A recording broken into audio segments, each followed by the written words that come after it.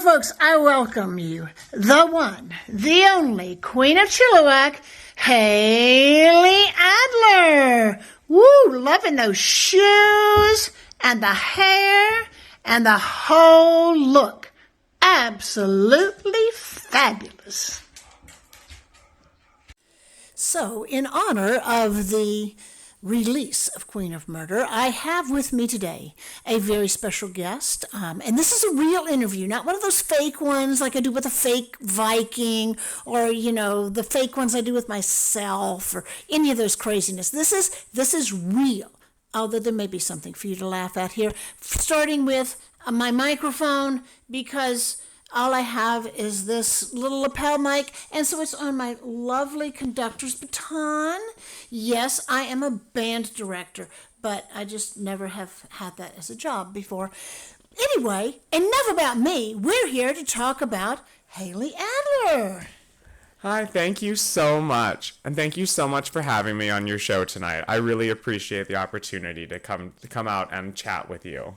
Well, I am just pleased to have you. So tell us a little bit about Hailey Adler. Who is she? Well, I'm Hailey Adler, the self-built queen of Chilliwack. I'm part of a trio of queens out in the Fraser Valley, which have worked very hard to get drag into small towns. Unlike the big city where we have so many queens to choose from and so many people that go there, and it's a huge community base, we in these small towns have very little community, and we have to work very hard to host these shows. So we work together to make sure we're never, stepping on each other's toes. Me, Hailey Adler, Nita Tighthole, and Carrie Dawn. The three of us work very hard to make sure we're putting drag out there for everybody to enjoy on different days, different kinds of venues, different opportunities for the queens that are willing to come out.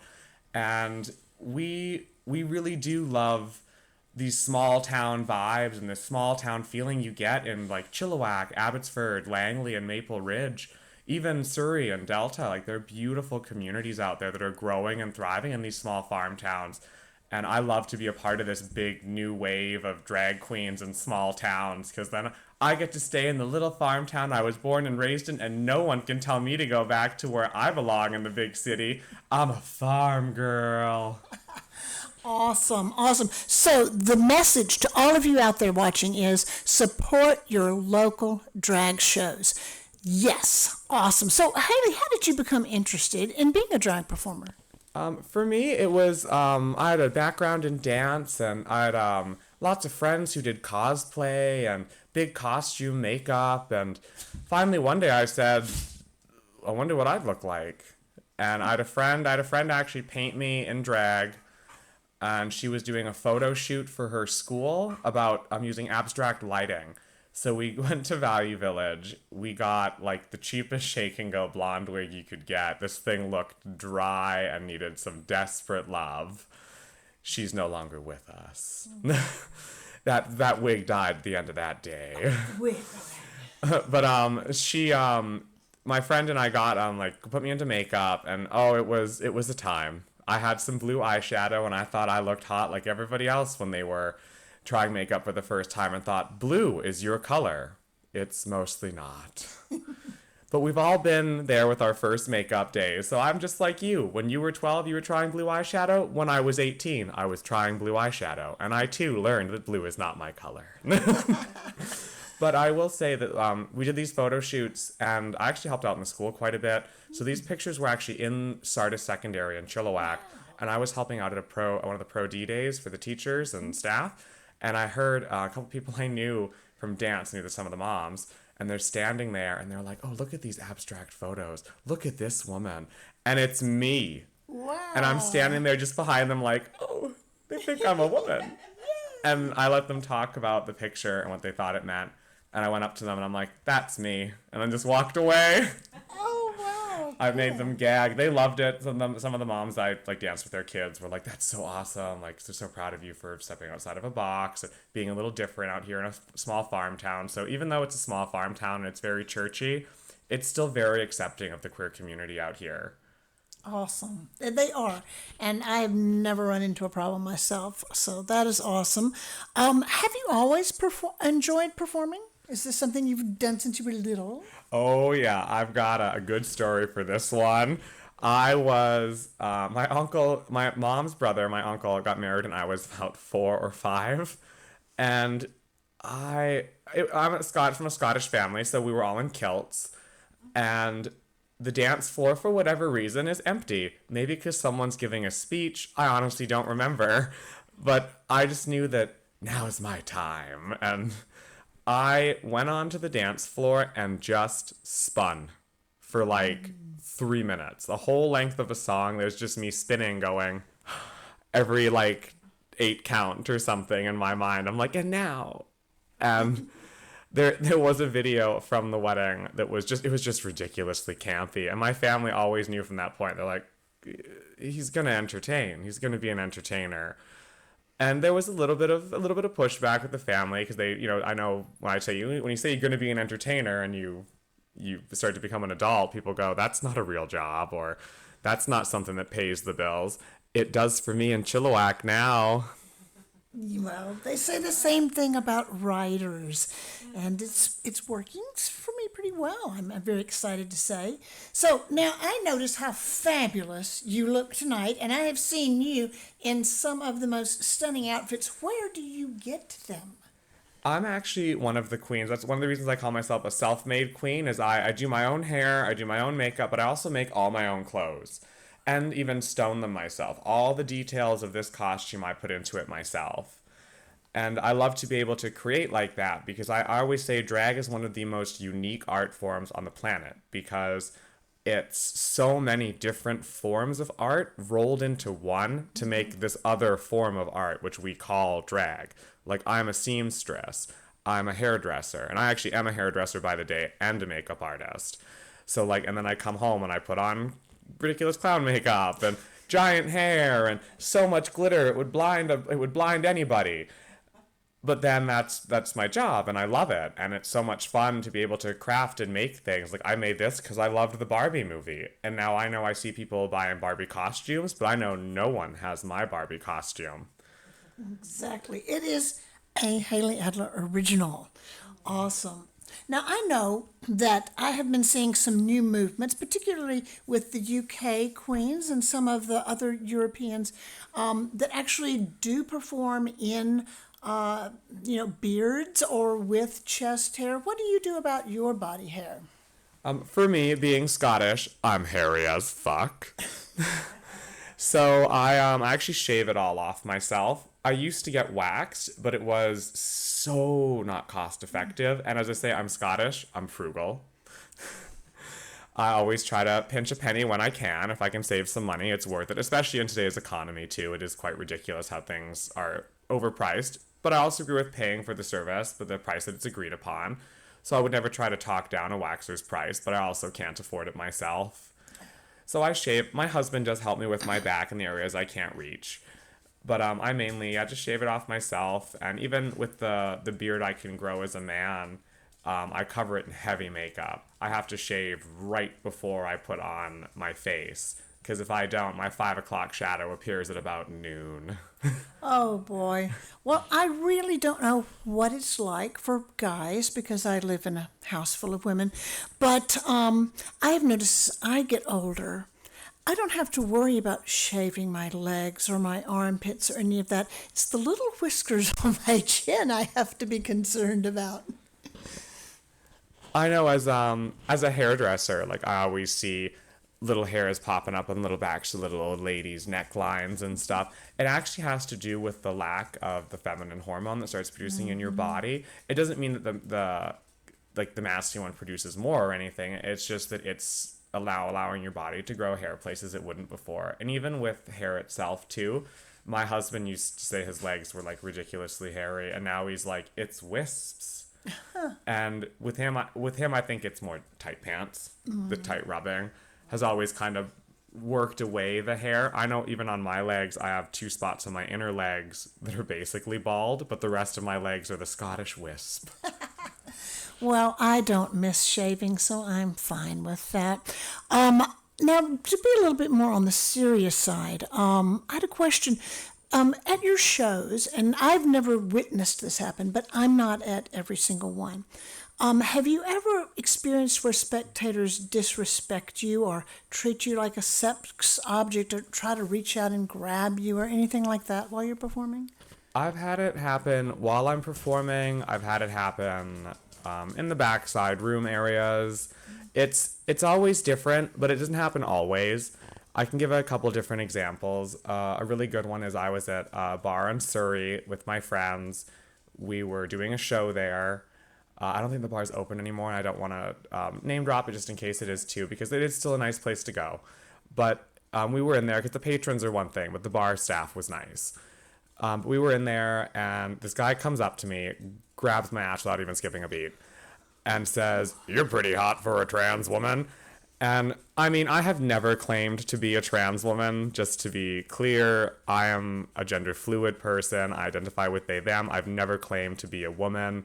I've never claimed to want to be a woman. That's not what gender fluidity is about. But he comes up, grabs my ass, says, "I'm pretty hot for a trans woman." My friend is a trans woman who was across from me.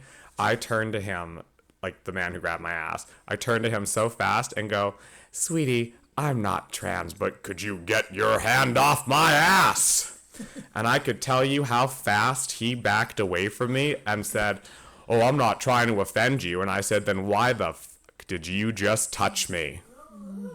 I can tell you he did not like my energy matching how I felt to what he was doing. And usually that's what I'll do, is I'll deflect it back to them. Another instance I had, this was here in Chilliwack. I was doing a show at a local brew house, and we had some people wander in. And the thing is, we're not going to disrespect. It was the last set. It was like the last two numbers. They wandered on in. They were pretty drunk. They're having a good time. We're not here to judge. We're going to let them in. They're having a fine time. My friend begins to dance, imitating a very popular celebrity. And they start to grind up against her. And at first, it was playful until it wasn't. Until I could see the little flickers in their brain cluing into the person they're dancing with might not be a woman.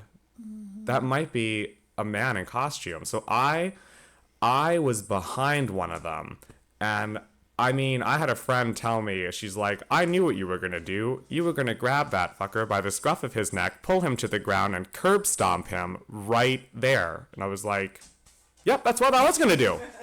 Could you tell that from my face?" She was like, "Yeah, because you could tell if he made the wrong move, you were ending that. You were not letting that happen." And that is true. I would never let someone hurt my entertainers. I, too, am an entertainer and a host. And I would always want the entertainers I'm hiring to feel safe and to feel like they can have a good time and not have to put their guards up. So I was happy that it went the way it did. Like, we got them out of the bar. One of them snuck back in and tried to say something threatening. The thing is, my drag daughter is a black belt. Guess what happened? He didn't have a good time anymore. And then when he was threatening something else outside near the Griffin security wandering around, my husband walked up and he said, "What do you think of those faggots in the room there?" And my husband said, "I love my husband very much, thank you." And you could see the women around this guy piss themselves laughing. Because they go, "Look at this pathetic cis-het man just get his ass whooped by some gay people."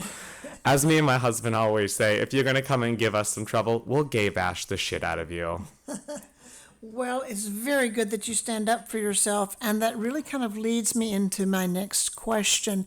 In the book Queen of Murder, some of the drag contestants in the contest tell stories about times that they had gotten death threats or had been physically assaulted.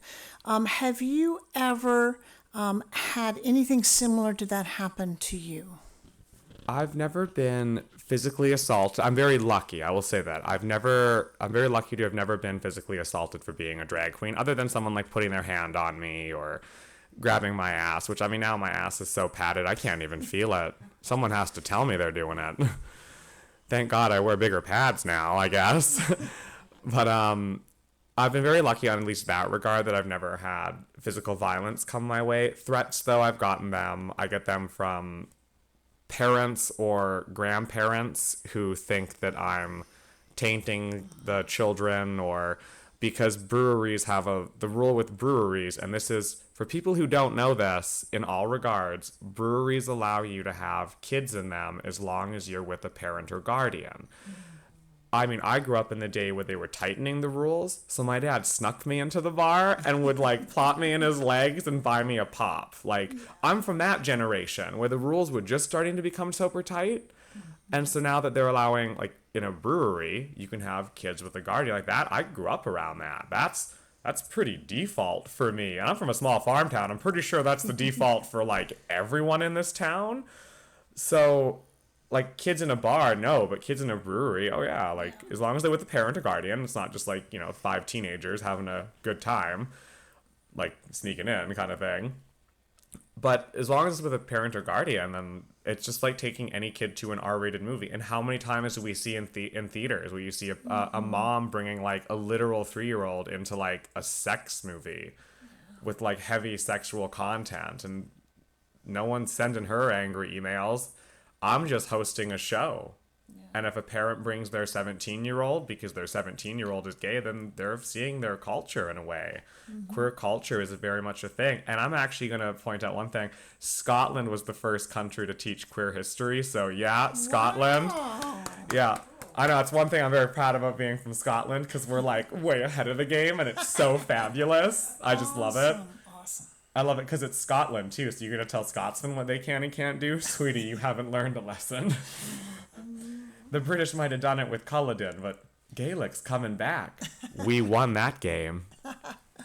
Awesome. Okay, well, I am very glad to hear that things are, and I know from living here for the past several years that it's quite different from the U.S. South, which is where I'm from, and many of our viewers are as well. All right, now, to end on a lighter note, or maybe not end, but end my part of the questions on a lighter note, what quality does your drag persona have that you wish you had in your offstage life? I'm actually, weirdly enough, like, I talk very confidently and strongly. And when I'm in this, I am very strong and confident. When I'm out of this, I'm still very much an aggressive, male-bodied looking person. But I fight on the side that is the little guy. And that's how I was always taught. I'm actually very lucky that I always say that Hailey and myself, Hailey and Kyle, are very much the same entity, and I'm always happy that I can kind of bring Hailey out when I need to, and I can bring Kyle out when I need to, and I think part of that is me being so in touch with my gender fluidity, is that it kind of comes so naturally to me to be able to pull parts of my like more masculine looking self than my more feminine looking self. And it's so complicated to explain, but it's a really interesting thing that I can play with in fashion and makeup and hair and in anything. Like even what I wore here today, I didn't quite show up in this. I got dressed here, but I showed up in a shirt with poinsettias on it, which most people would consider poinsettias heavily feminine. But the thing about me is I don't consider anything feminine or masculine. I consider it what it is. It's that thing. A poinsettia is red and beautiful, and I love the color red. I also love the color pink. I also love the color of the blue sky. I also love the color of the green grass, because I love all the colors of the rainbow. I love most people too. Like I'm very much, I try not to be judgmental. I always try to think, what would my grandparents want me to be like? And I had a grandma who was a political activist in the 60s. I had a grandma who was a homemaker. I had a grandma who was a working mom.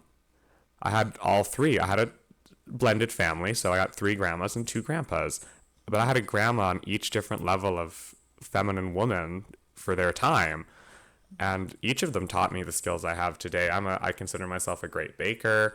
I consider myself a decent hair artist and makeup artist. My one grandma was really good at sewing, and now I sew a lot. My one grandma was a political activist, and now I'm a political activist, and I take parts from all of them. Even my grandparents, my grandfathers, My grandfather, both of them were actually bricklayers and roofers. And I mean, tell me this isn't constructed. Awesome. But they also had a good sense of humor. I know all my family likes comedy and can laugh at themselves. So I'm a good mix of my family, and I try to represent the energy that they all taught me, which was to love everybody and just ask them what they want in their tea. Awesome. You can judge them if they got sugar, though. That's fine. Oh, I'll tell you, I am so happy to have you with us today.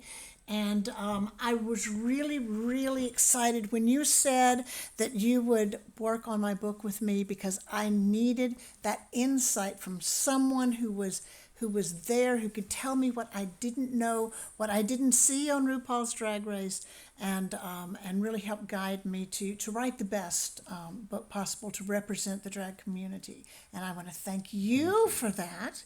And just a couple minutes, you mentioned activism. So y'all listen at some of the things that Hailey is involved in here in the community to help make life better for everyone who lives here. So here in Chilliwack, I run 2 bingos a month. We do the first Wednesday of every month at Sidekick Brewing, which is just down the road from here. And then we actually do another one in downtown Chilliwack, which is the third Sunday of every month at Bricklayer Brewing. And I love doing these events because they show the community that we're here all year round, and we're not just here for the one big pride event, which we do in these small towns. Being visible and being visible all year round matters. And two, not just doing fundraisers for the queer community, but for, like, I myself am a diabetic, so I always try to do something for the Diabetic Association or donate to the Diabetic Association. And I mean, we're Canadian. We all love Terry Fox, so we should always be trying to donate to the cancer foundation that his family has started in his name. And of course, we're Canadian. Remembrance Day is huge here, and we all respect it very much. And none of us put Christmas stuff out until after Remembrance Day. Right. It's very lovely to see in every community, you see these things that we are together and that we're representing all forms. They were queer members of service.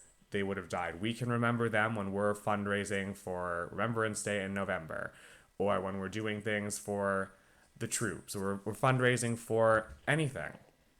We are a community of many people, and that's the point of the rainbow. And that's one thing, too, I love about saying, is that we're actually from Chilliwack, but its name for marketing was Rainbow Country.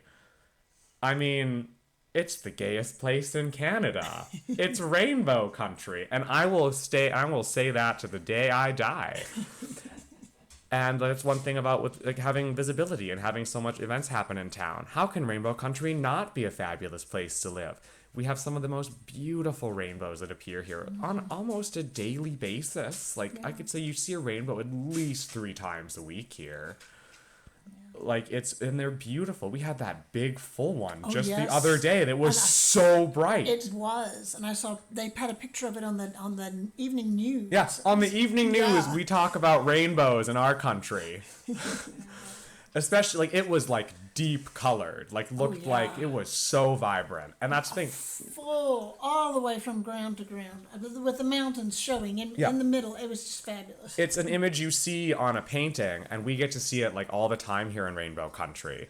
And that's the thing. I would say we are Rainbow Country, and the rainbow is made up of many different colors and many different people. And that's the Chilliwack community, I find, is we're so many different people.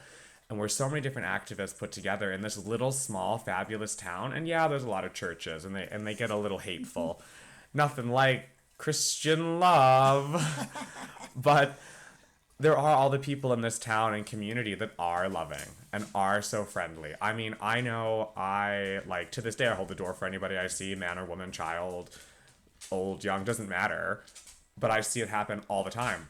Yeah. It's very Chilliwack. Yep.